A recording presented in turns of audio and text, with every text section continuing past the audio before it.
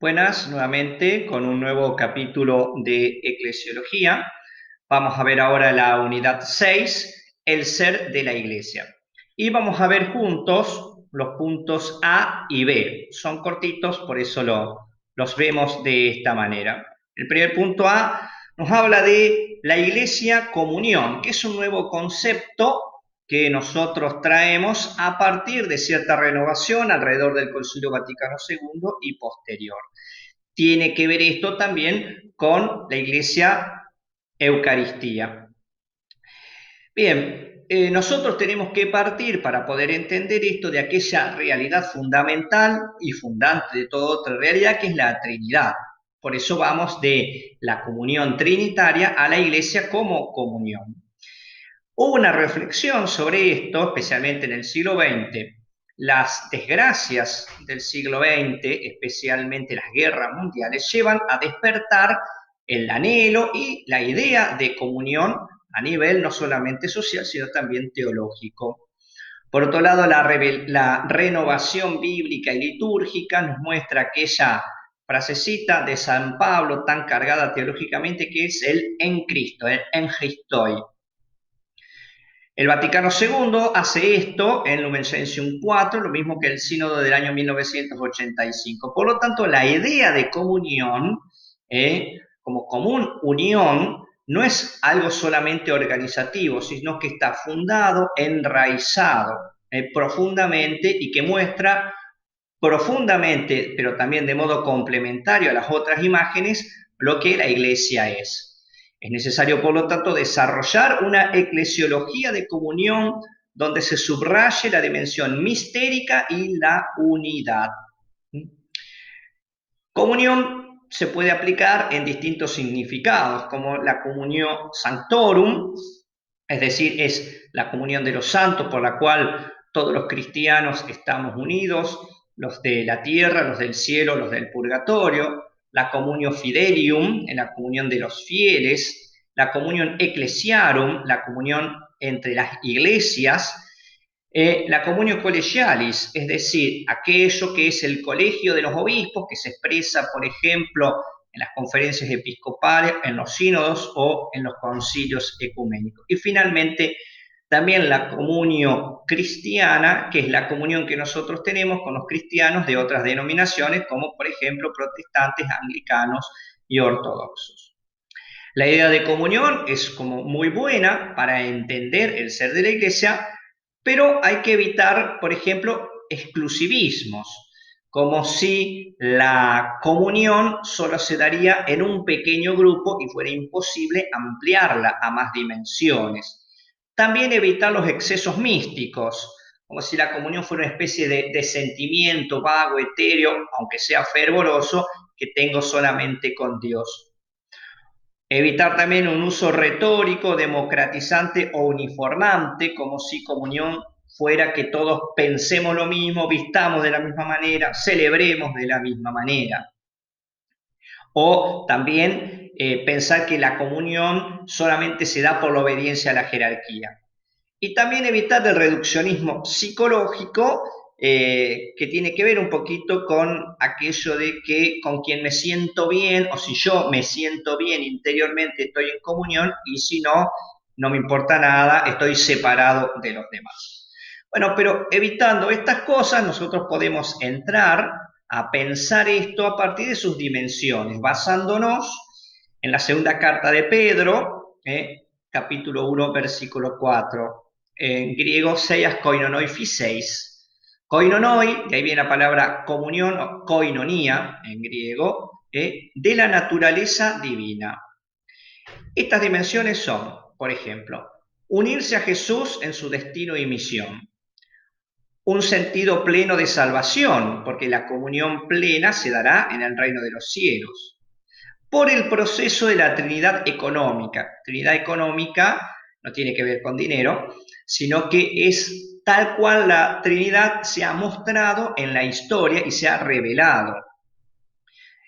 Acá tiene gran importancia el don del Espíritu Santo, que nos hace a nosotros, por los sacramentos y por su presencia en nosotros, participar de la comunión del Padre y del Hijo, porque Él mismo es la comunión del Padre y del Hijo. Por eso, esta comunión tiene una base y una expresión sacramental en el bautismo, que nos hace a todos hijos de un mismo Dios, y en la Eucaristía, que nos une en un solo cuerpo.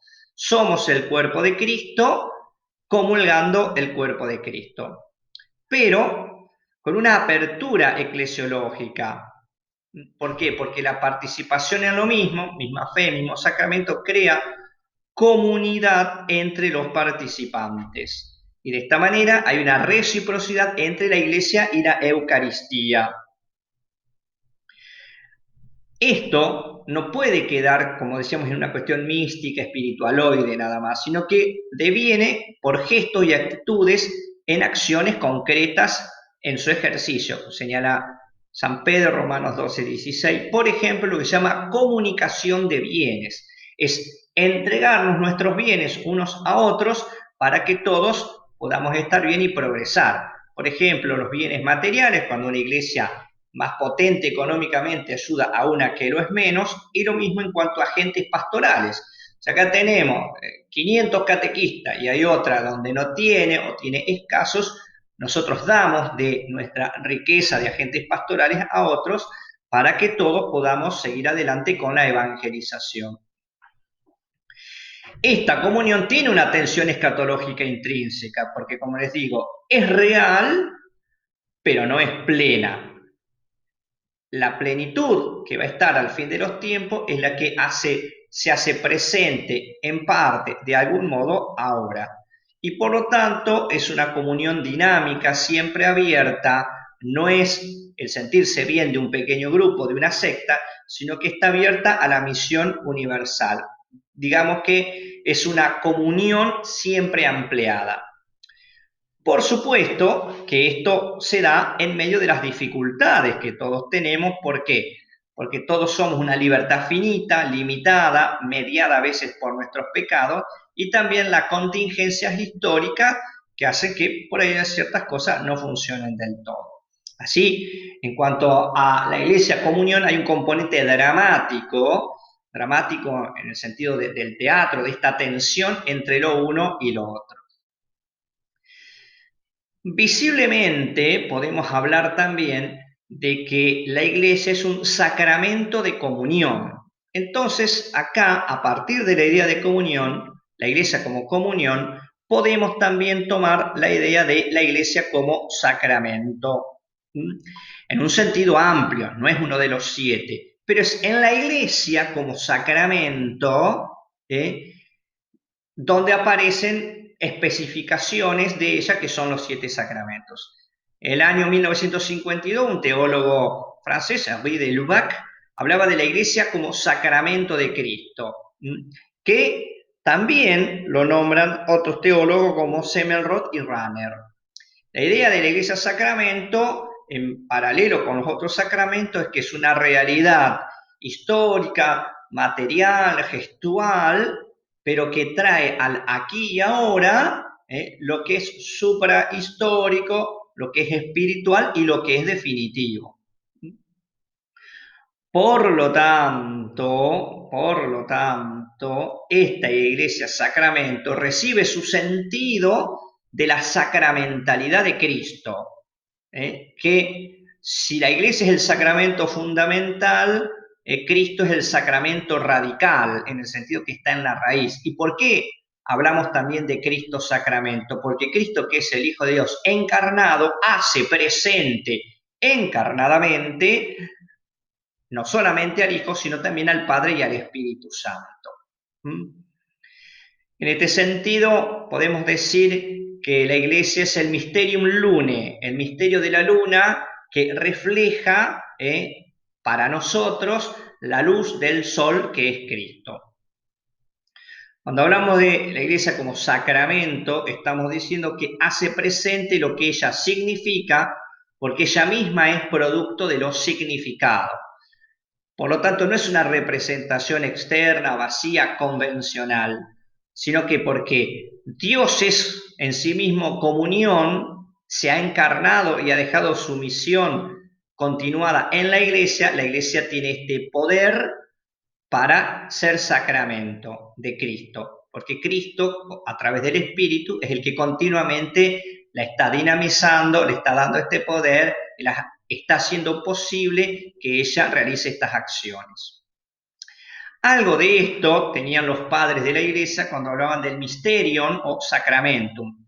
Mysterion en griego, sacramentum en latín, en conjunto. Por tanto, la iglesia es un acontecimiento estructurante de la presencia de Dios en el mundo. Con una estructura corpóreo-espiritual, o sea, tiene estas dos dimensiones en la publicidad de la historia.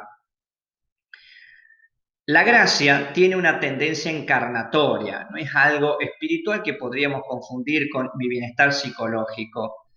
Esta tendencia encarnatoria se ve absolutamente en la encarnación de Cristo, pero también en la presencia de la Iglesia, que es una manifestación social en el tiempo y en la historia de la gracia victoriosa. En este sentido, la Iglesia también es sacramento para los no cristianos, porque la Iglesia, y esto lo vemos por ejemplo leyendo la carta a Diogneto, que es un escrito de los primeros siglos de los cristianos, tiene un papel mediador en la salvación de los no cristianos. Podríamos decir que aunque mucha gente no termine bautizándose por la acción salvadora de la Iglesia, por sus acciones sacramentales, por su oración y por sus sufrimientos ofrecidos, es que puede salvar incluso a aquellos que no se anotician de esto. Lumen Gentium, en su capítulo octavo, en su número 8, pone una analogía de la Iglesia Sacramento con el Verbo encarnado. Dice que Cristo Salvador se hace presente en la Iglesia porque la Iglesia vive desde Cristo, en Cristo y hacia Cristo. Así tenemos una relación intrínseca, no extrínseca con Cristo.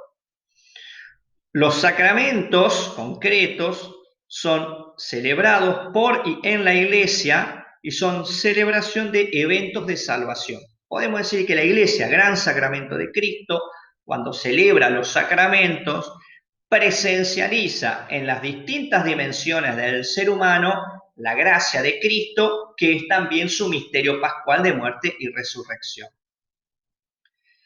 En otro sentido, podemos decir que la Iglesia es sacramento del mundo. No en el mismo sentido que decíamos sacramento de Cristo, Lumen Gentium 1 lo menciona, en el sentido de que el mundo no es ajeno a la acción de Dios, o mejor, que la Iglesia presencializa hacia el mundo a Cristo.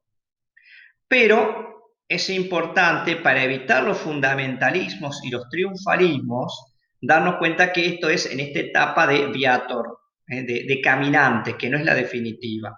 Por lo tanto, tenemos que mantener la novedad. La Iglesia no es idéntica al mundo. El mundo tiene que terminar siendo evangelizado, por eso la Iglesia lo llama a la conversión. Pero la Iglesia sí es sacramento, es expresión de un mundo redimido. El mundo tiene que llegar a lo que es la Iglesia y la Iglesia tiene que llegar a lo que es el reino de los cielos.